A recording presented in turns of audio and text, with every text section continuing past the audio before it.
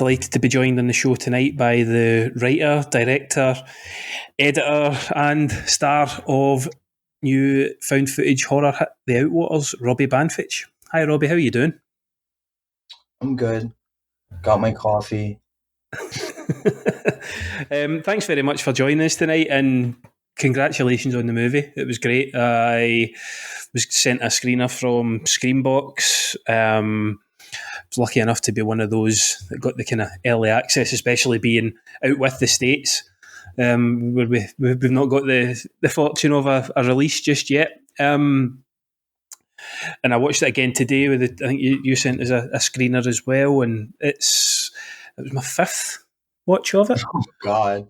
Yeah, and it is fantastic. And yeah, as I said, congratulations. How has the reaction been over the kind of US? Obviously, you've had cinematic release. It's just been released on just out on streaming last week, was it? Yeah, the reaction's been wildly all over the place. Yeah, wildly all over the place. It's extremely hard for me to at this point predict who will like it and who won't, even if I could know their film taste and so yeah, all over the place. Yeah. I have seen that a couple of times. Just people, sometimes they don't know how to take the movie. Me personally, the first time I watched it, I was unsure of it. So then I rewatched it again, and it was the second viewing of it that kind of hit home for me. It was the one that I really kind of felt, maybe not that I understood it more, but I appreciated it more for what it was, because I knew what I was getting myself in for. And yeah, that second viewing really kind of hit home, and the fear still even notched up a wee kind of element again at that point.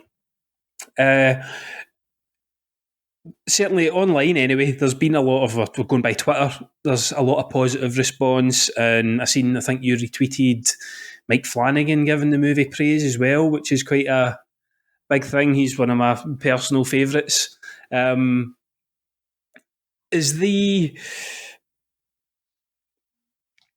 you surprised by the reaction at all, even positive or negative? It's been, certainly in the horror community, it's been making the rounds and it's been getting people talking.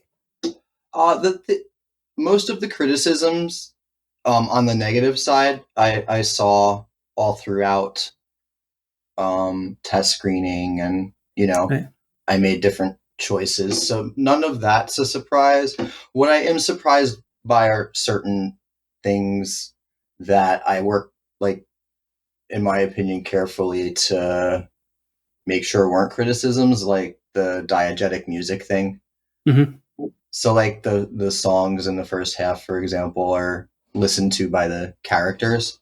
Right, okay. And, like, to see people thinking that the cops laid a soundtrack down is a little baffling to me. Yeah. Stuff like that, I'm like, wait, what? How did you get that? Although I think some of it could be because it does sound pretty good, and there's some scene, like, in terms of the quality of the sound of the songs. Mm-hmm.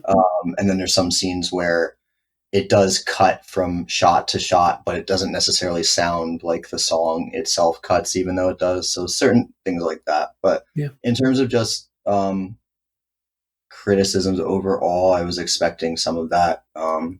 Yeah, I mean, I went through like a lengthy editing, test screening process. So most of the stuff I'm seeing, I've heard before. Yeah. Sorry, I like it the way it is. But and also in the positives as well. I mean, it's been like there seems to be a new, maybe not a new movement certainly, but since the turn of the year, I've noticed a lot more indie horror getting the publicity that it maybe deserves, that before it possibly wouldn't get. Like, there's been yourselves and Skinamarink as well, has been getting a lot of good and positive reaction. What you're saying there about the music, that never struck me at all during it. Never, not once did I think the police. I guess it just sucks because for me, watching a found footage movie, that would take me out of it personally. So it's like, oh, I don't want to like speak for the movie, but there are certain things that I think would help people enjoy it more. But like that, like if you know the music's supposed to be listened to by the characters and it's coming from like speakers or radio, etc. But oh well. I think it's easy to miss stuff too. There's a lot going on in here. For as mundane as the first half can seem, and as chaotic as the second half can seem, there's definitely like tons of little things going on underneath, or that are subtle or in the background, that are easy to miss, especially if you're not watching on a big screen with big sound. Yeah, I can't control how people watch it, but I just sucks when the flashlight is small enough. The flashlight circle is small enough. I can't imagine watching that on like a little laptop or a phone. Yeah. So I watched it on my laptop. Unfortunately, it's just the only way at the minute. Hopefully, we do get a kind of cinematic release here, or even I think you're quite a big fan of physical media, so even on my big telly that I've got. But I made sure I was wearing the headphones while watching it, because certainly in the second viewing, I had the headphones in there, because the sound design that you've got on this is fantastic. From, as you're saying, the music, and like Michelle singing is beautiful to listen to as well, to the kind of loud sound that they hear in the desert. I don't know exactly what it is, but and then to the screaming and just everything you've got. The sound design is absolutely spot on it, and it really adds to the experience. Thanks. That was fun to work on.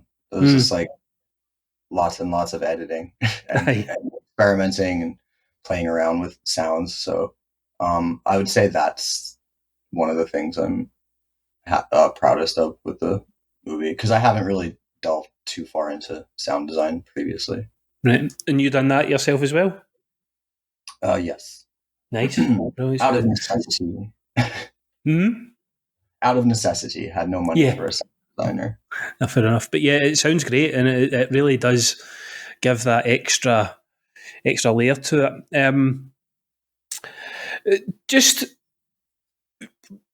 to give a little kind of background to yourself, sorry, when was the Outwaters something that you had been planning to write? Was it something that came to you quite quickly, or had it been in your mind for a while in terms of writing a script, writing a story for it? Well, I've always wanted to make a found footage movie ever since I saw Blair Witch Project when I was young. So always wanted to make one, but I didn't want to make one until I had an idea that I thought was good, or interesting. That came around like 2000. I started thinking about it like 2015, 16. Okay. And started like filming little tiny things to test out ideas around like 2016, 17. And then started planning it the year after that and started filming it in 2019. And then kind of the filming process for it it's all, well, certainly the desert scenes are all filmed in the Mojave, and was that quite a challenge? Like, I'm from Scotland, any heat is a challenge, so filming in the desert seems just terrifying. It was hot a lot of the day, but the desert heat's typically pretty dry and not like muggy and sweaty. So it really wasn't that uncomfortable. There were obviously like some days and moments that was like, oh, pretty hot, but it wasn't too uncomfortable, especially since we wore light clothing and we're naked. That's always a benefit. Again, being from Scotland, being in light clothing or naked in the desert, I would be sunburnt within about 5 minutes. I just couldn't last. It'd be horrible. I do miss my tan from the Outwaters. That was probably the best tan I've ever done. Being out there so long, it's probably, obviously not like great for my skin. Dermatologist is probably like, what are you doing? But yeah. And is found footage again? Is that something that you've always been a fan of in the horror genre?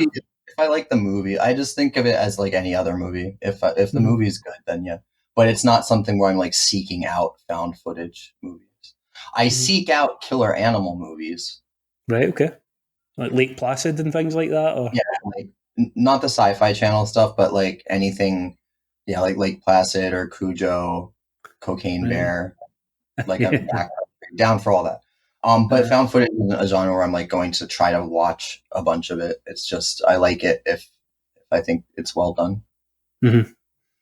And was there any kind of major influences for yourself on? Was there a couple of movies maybe that you used as maybe not a reference as such for the Outwaters, but you used them for inspiration? Yeah, obviously the original Blair Witch Project for the authenticity in the acting is what I was like. I wanted to capture. They really felt like real people having real conversations that you would have on camera. So that was definitely a source of trying, like, that grounded mine. The first half of Wolf Creek, in terms of the slice of life road trip, there's not too much drama in Wolf Creek. It's all very kind of nice, and I really liked all the characters and how they related to each other, and it was all very just almost ordinary but beautiful. So I wanted to I've always loved that movie. So that's another one. And then like vibes wise, the original Hills Have Eyes, and like then Tree of Life, To the Wonder, Terrence Malick's stuff, in terms of like some of the freedom with the camera and like things billowing in the wind. I love something billowing in the wind. Yeah, as you said, in the scenes in the desert, I think you've got Michelle in her dress, kind of billowing, and while she's dancing around, and it's really, really effective kind of shots. With I think when I was first sent the screener and I knew it was a found footage movie, I was quite surprised to see the runtime, like it being roughly about an hour and 45, maybe just over. But on watching it, it works perfectly. Like you get that extra time with the characters to get to know them, get to see their kind of dynamics. The kind of first card in their build up to going to the desert, the second card as they are getting to the desert and really not necessarily finding out what's happening, but certainly starting to experience some weird phenomena. And then the third, which just becomes what it is, which is fucking wild. I think certainly again on a second watch, getting that extra time with the characters works so well because of the madness that's to come. Was that something that was just intentional from yourself? Did you feel that there was the need to have the time to get those characters to gel together? Yeah, I always wanted it to be very, I don't know if lived in is the right term. Very slice of life, and even though again the characters are not fighting, there's no deep conflict on the surface. I always wanted it to be like that, just what would actually be filmed and take our time. And even though you don't necessarily have the characters giving confessionals talking about their darkest secrets, you still kind of get a sense of them, and it feels to me like you're hanging out with them. So if you don't like me and my friends, you don't like us in the Outwaters. Yeah. Well, I think it gives a great, as I said, it gives a great kind of feeling towards their relationships together, and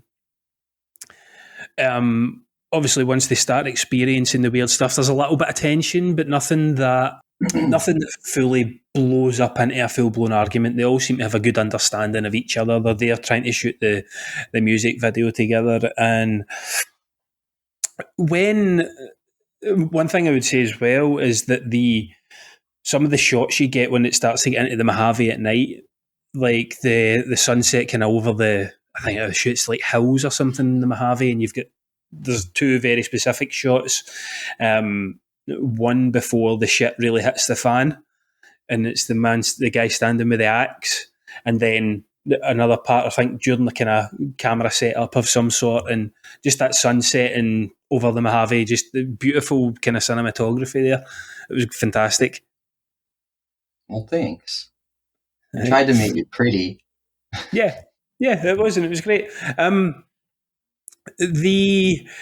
So the decision, what I think with this movie is it focuses more on the found than the footage, if you get what I mean. Like what you're saying about Blair Witch Project, it was one of the kind of standard bearers for found footage. And since then, probably around maybe since Paranormal Activity, it's all been about HD cameras set up on a wall that catches absolutely everything, or someone who's, for some reason, running about with some form of 4K recording equipment. This focuses more on the actual kind of the feeling of the classic style of found footage, and was, again, obviously, as you said, being a fan of the Blair Witch Project. Was that something that you found kind of important to get across, getting the found style more than the footage, if you will? Yeah. To me, the whole point of found footage is for it to feel authentic, and so for this, I wanted it to feel raw and use a camera that I had, and I tend to not buy into found footage films that look like they were made with millions of dollars by someone in the Cinematographers Guild. So wanted it to feel raw and kind of unedited. For the amount of editing that I did, tried to make it feel unedited. And it works. Yeah, it works great. And what is great about it, as you said, it's like a pinhole-sized light that we're seeing all the madness kind of unfold, and it adds to the effectiveness because you're straining, you're looking closely, you're focusing really quite a lot. In terms of a lot of general horror movies, maybe not necessarily even just found footage, you can kind of shut off a little bit, but in the Outwaters, you really have to focus in, which accentuates the horror. It makes you feel, it makes you really notice every kind of sinew, every bit of blood, every stab of whatever, every kind of thunk of an axe, and it just adds to that stress and terror that you get. Yeah, I think that's where half the people turn off. And I did know early on that would probably alienate a lot of people. At a certain point, they're like, I'm just annoyed, and then they want to see everything. But for me, like this, and then with Skinamarink, which is very different, but Skinamarink was able to tune in. I think some of the scenes in this with the flashlight and the disorientation, they can work to tune you right in. So, that was also, it's just, that's what it looks like in the desert with my actually, it's like a big floodlight. So right, okay. The one that my character's holding is a big flashlight. It's just, that's what it happened to look like through my camera in the desert. So I stuck with it. Yeah, and it looks great. I've been in the desert once in Vegas, or twice in Vegas, so it's totally different. There's far too much light there. But I think a thing that adds to it as well, actually, is, so obviously you have the kind of disorientation of the nighttime scenes and the kind of pinprick light that you're looking through. The madness during the daytime, I think, its effectiveness is added to because of that, because you're then able to see how kind of your character Robbie is.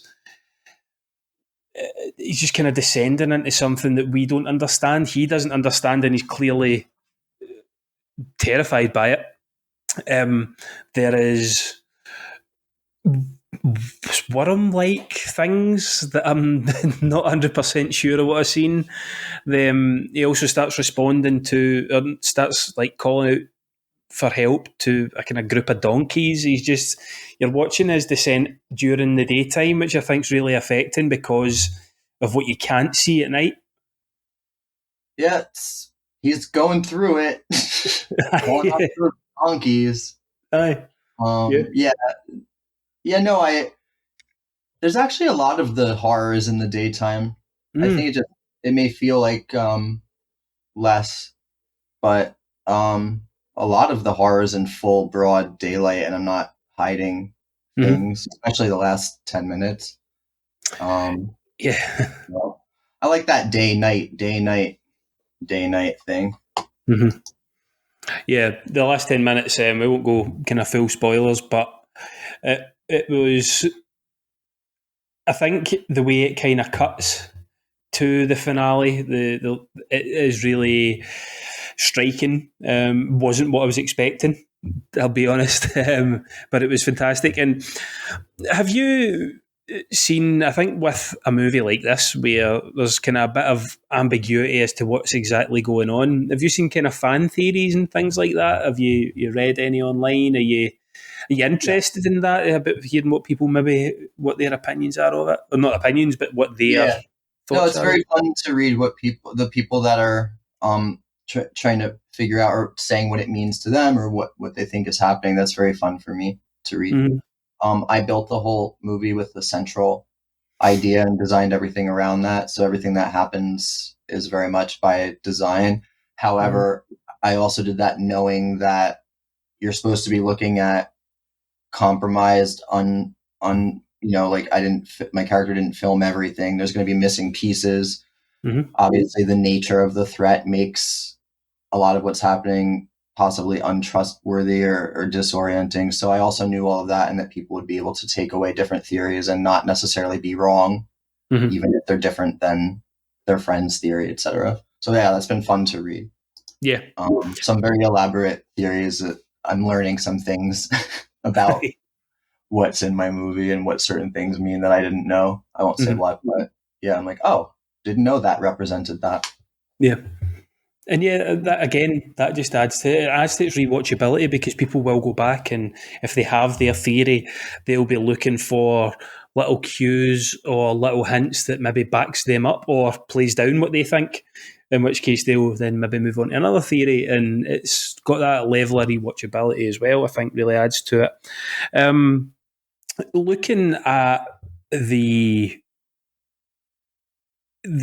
kind of the response again that you've had, and I think you've been to a few screenings yourself as well. Has that been quite an interesting experience for you? Has it been in LA, or have you travelled about as well?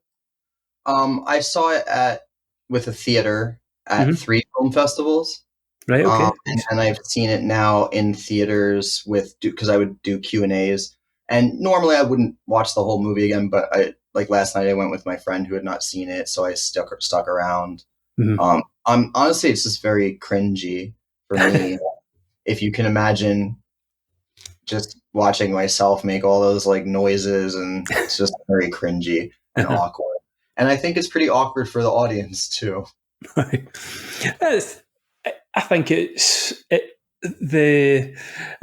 maybe for yourself, certainly. I don't like listening back to myself, and this is just in a general conversation. So hearing yourself making those noises, it might be a wee bit awkward, but I think it gets the kind of descent into potential madness that Robbie's going through within the movie.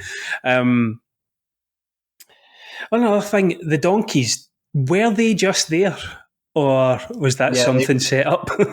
They were just there, and I did not know there were such a thing as like wild burros, wild donkeys. Oh, right. So it wasn't even a farm or anything? No, they were just there. Oh, no, so they quickly got written into the movie. I figured I only had so much time. Like, once I actually started filming, I'm like, all right, how can I give these donkeys their own arc? So that's why you're able to kind of see them like woven into the film from beginning, middle to end, because I did different types of I wrote them in and gave them like a little storyline while I was starting to shoot. Right, so I filmed them in different states of mind and filmed them in my characters' different states of mind, knowing that they would come back. So they were good donkeys to me. Nice. Yeah, it worked perfect then. So, overall for yourself, what's next for the Outwaters? Obviously, we've kind of spoke privately about European releases and physical releases and a UK release, because that's different from the EU now, I'm assuming. I don't know if that's more difficult from yourself. What is next for it? Bluefinch Films in the UK is working on getting it out to different countries that want it. Mm-hmm. So I don't have news on specific countries that are taking the film, but it will start to appear in different countries that want it. Yeah. In the US, it just hit streaming, so that's happening, and there will be a Blu-ray release sometime this year. Good. Likely in the spring, summer, something like that. Excellent. So get your multi-region Blu-ray player. I have mine. Yeah. There's so many of my movies from the UK and Australia and Germany. Aye. Yeah. And I saw, I think it was a picture that it was shared, and it was yourself working, or there was just a wall of discs that you have. Oh, yeah, that was college. But I have more than that now. They're like around the corner. I just hidden out the way. I used to have it. Now I've got a PS5 and a 4K player. So I've got the odd. I've got kind of like things like Host. I don't know if you've seen Host, the kind of found footage horror. Yeah, I've got that in Blu-ray. Yeah, that's great. It's funny, some people think that I'm Rob Savage just because we both made found footage movies and their names are Rob. So I saw one review. It's like after Host and Dash Cam, I'm like, oh, poor Rob Savage. People think he made this. And it's so it's really interesting that, as you're saying, hopefully we get the same kind of response Europe-wide, and I'll definitely pick up a what do you call copy of it? A physical Blu-ray, yeah, physical copy of it. How do you feel? Do you kind of have a thought on the way that indie horror's response is kind of? It almost feels like the mainstream horror's kind of had its moment, and now people are being more responsive to the indie scene. Like, as I said, with yourself and Skinamarink, this year has been there's been a big movement in terms of people talking about it, whether positive or negative. It's certainly... I don't know. I just think that Skinamarink got a lot of attention because it's really scary for a lot of people, including me. Right. I think that's why that one got so much attention, because it's genuinely, for a lot of the audience, very scary, and that's rare. Mm-hmm. Obviously, though, it was really nice to see something like that playing all over the country here. It's not the typical thing you would see at a AMC. Mm-hmm. But I don't know. I think that each movie, I just don't know enough. I feel like each movie gets attention for its own reason. Cocaine Bear is getting a shit ton of attention, and Megan got a shit ton of attention. So it's just horror, and Scream 6 is going to. So just depends on the movie, I guess. But there is something to be said for the fact that Skinamarink was playing all over the country and in major movie theaters. That was exciting for me. Of cinema in general. Yeah, definitely. And I think we had Terrifier 2 as well, was another one last year that not as low budget as Skinamarink, but certainly low budget in relation to the majority of kind of horror releases. And that was also, that was exciting just because it was totally uncompromised, and to see something uncompromised like that in a AMC once again after Nicole Kidman does her thing. It was good. So I think Terrifier 2's like wide release really helped pave the way for more uncompromised visions being able to play to larger audiences. Again, though, it just depends on the movie itself, though, ultimately, and if people start talking about it. So people started talking about the Outwaters from festivals and reviews that came out of festivals. So that's why mine was able to play in some theaters. Yeah. And it's been, as I said, thoroughly enjoyed it. And what's next up for yourself once the kind of moving on from the Outwaters? Did I see a poster for your next feature? My next movie is Tinsman Road, mm-hmm. and it's gonna premiere at a festival, Unnamed Footage Festival. All right, okay. Excuse me, in San Francisco next month. So they were the first festival that played Outwaters in like a movie theater. Right, nice. Last year, so Tinsman Road will be there. Mm-hmm. Very different, not weird, not that weird. Very different. Still found footage, but just a totally different vibe and story and feel. I don't know that you would necessarily know that they were both directed by the same person, like style-wise. Mm-hmm. I tend to try to. I think there's definitely or at least my friends who've known me for a long time and have seen all my shorts.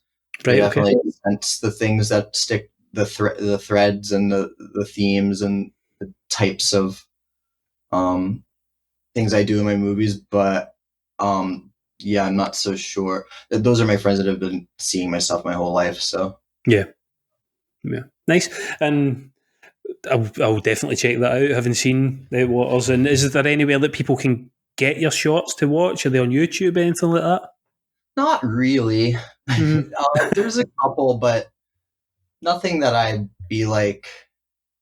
I mean, there's a college thesis film on YouTube that was shot on 16 millimeter called White Light on my old channel.